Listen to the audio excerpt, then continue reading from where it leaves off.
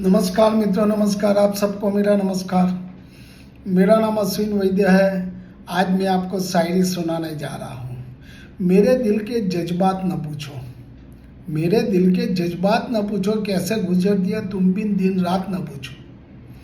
कैसे गुजरती है तुम बिन दिन रात न पूछो। एक मुद्दत हुआ तुमसे बिछड़े हुए, एक मुद्दत हुआ तुमसे बिछड़े हुए। अब मेरे तुम हालात ना पूछो, अब मेरे तुम हालात ना पूछो। यूं तो जिंदगी कट रही है बिन तुम्हारे, यूं तो जिंदगी कट रही है बिन तुम्हारे। इस जिंदा लाश की तुम बात ना पूछो, इस जिंदा लाश की तुम बात ना पूछो। कि दफन कर आई हूँ खुद को, कि दफन कर आई हूँ खुद को। अब भटकती हुई रूह में तुम सवालात ना पूछो, अब भटकती हुई रूह से तुम सवालात ना पूछो। Thank you, thank you, thank you.